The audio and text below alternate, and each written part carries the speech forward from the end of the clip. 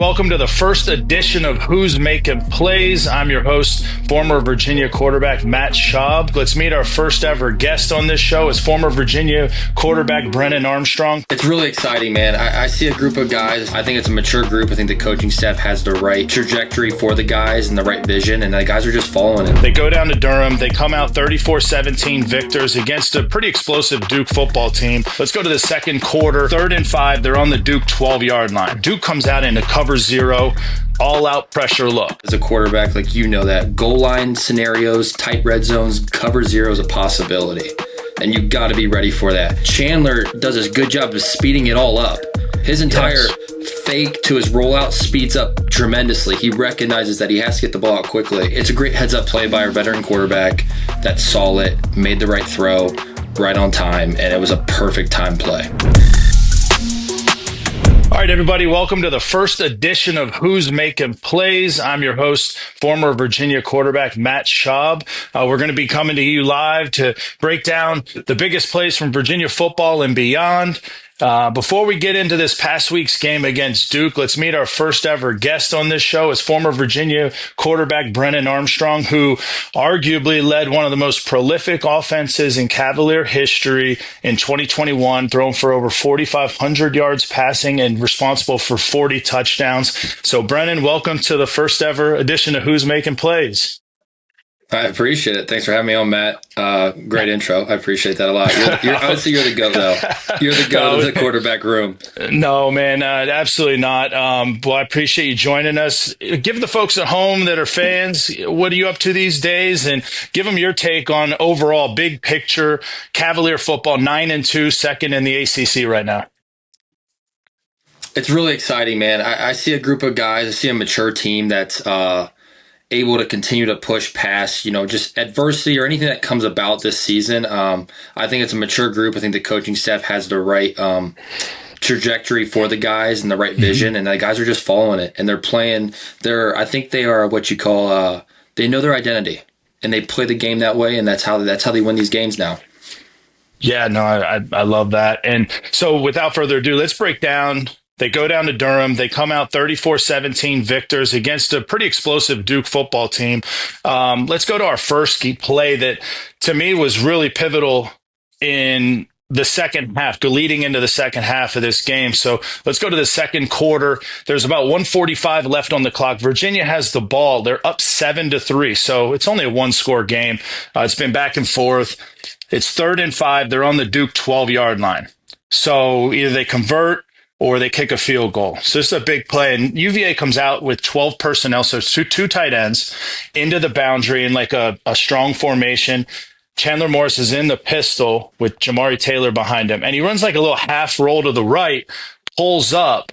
The thing about this that makes this play, in my opinion, work, Duke comes out into cover zero, all-out pressure look.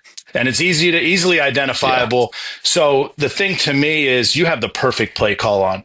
And so they roll out, pull up, and they run Sage Ennis, the tight end, on a little hideout screen, shallow cross back across the defense. He sells block and then comes out the back door. Chandler Morris pulls up, gives ground away from pressure to entice them, and then gets his eyes to the target.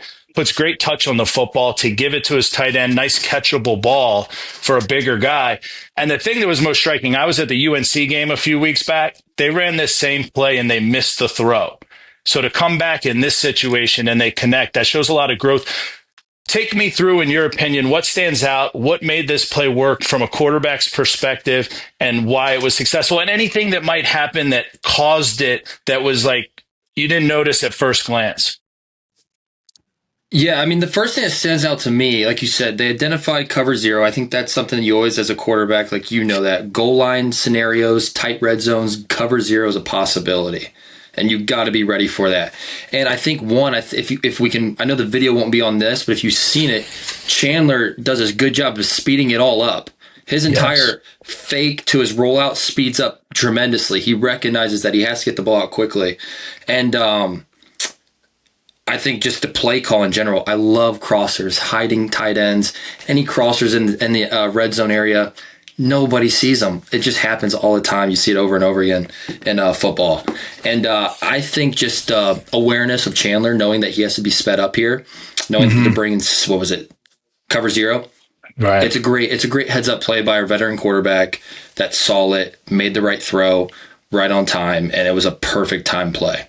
Yeah, and really an unlikely target in Sage Ennis, right? He's a bigger guy. Once he sells block, the guy covering him takes his eyes off of him and gets his hands off him because he's expecting run. So great play call. All right, let's switch gears to the other side of the ball. We're going to fast forward to 4 minutes left in the third quarter. Now, the Cavaliers were up 24-3. So we're almost to the end of the third quarter. We're up 21. We're up 3 scores. Duke has the ball 4th and goal on the Virginia 8. So to me, this is do or die for Duke, right? They need to score here. You know, they have a high-powered offense. Virginia defense has played great all day. But you get a stop here if you're Virginia. You can milk the clock the last quarter. So they drop back with Darian Mensah, who's a tremendous quarterback. But Mitchell Melton, a DN transfer out of Ohio State who won a national championship last year, just has the speed around the left edge and gets Mensah from behind. Strip sack. He recovers it.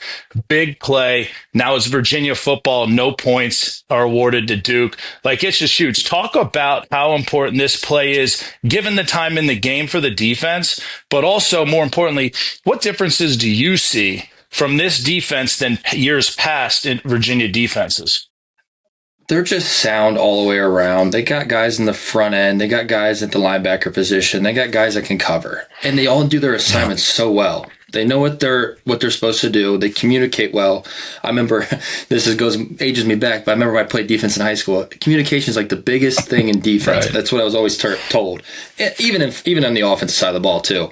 But they communicate so well. They do their jobs correctly, and they just play with a tenacity to get to the ball. Going back to the play with Mitchell Melton, I think it's such a huge momentum's such a big thing in football nowadays. You know, Duke's kind of on their last leg. Virginia let them score, give them a little bit of home momentum coming into the next drive for them, and Virginia immediately shuts it down. And, you know, that kind of carries on into the rest of the game after that big play by him and the strip sack, and we get the ball. They're just making those plays a lot this year, and it's a huge deal. A lot of games last year, they were 3 points, 7 points away from winning the games. And now this year, it's just they're winning the close games. They're changing the momentums when they need to. And it's just lights out for them. Right. And football, like you said, it's complementary game, right? Offense feeds off defense and vice versa. So defense makes a huge play and transition to our third play of the game. 3 plays later, after this sack, Virginia's faced with a 3rd and 2. And I love this call. I think this is amazing play design by offensive coordinator Des Kitchings. They go 4-0 in the formation. They take the tight end and all 3 receivers to the left side of the formation. And then the running back, Jamari Taylor, offset to the right of Chandler Morris. And they run a speed option of all things on 3rd and 2, which I love on short yardage. I only ran it one time in my career against Clemson on 3rd and 1. I just turned it straight up the A-gap for a first down. Like, it was a quarterback sneak for me. But there's no one on that edge except the D-end, and Chandler Morris attacks him, pitches it, and Jamari Taylor went untouched 78 yards to really seal the deal to make it 31-3 using his speed. Take me through the setup and the play call. I know you ran a lot of option throughout your both high school and college career. I mean, as prolific and dynamic as a passer you were, you used your feet a ton to extend drives, to make plays for touchdowns. I mean, you had 9 touchdowns in that 2021 season. Just take us through the speed option and everything about this play.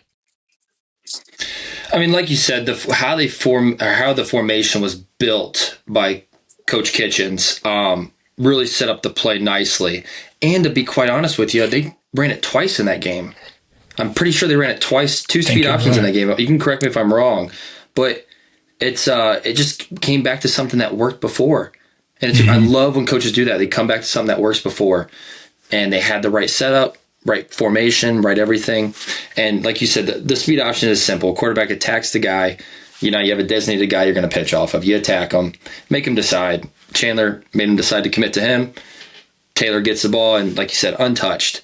And again, a huge momentum play. Virginia just keeps on answering. They make a play on defense. Offense comes out, answers. And it's just, you can't get beat when you do that. When you play complementary football, becomes a lot more fun and a lot easier when you play that type of style of football. So, It's just a great play design. The athletes are there. We have dogs at UVA right now. I mean, you can obviously see the guys can play, and they're answering the call when their number's called. Yeah, it's so unique when you talk about the mix of players, when you have so many transfer portal guys come in. How quickly can you assimilate and play team football and get to that level of cohesion and brotherhood and put that all together? And this team's found a way to do it now through 11 games. So hopefully we can continue that next week against Virginia Tech. Well, for the first episode of Who's Making Plays, Brennan, thanks for joining me. Appreciate your breakdown and outlook. Everyone leave comments, questions. Appreciate y'all tuning in, and we'll see you next time.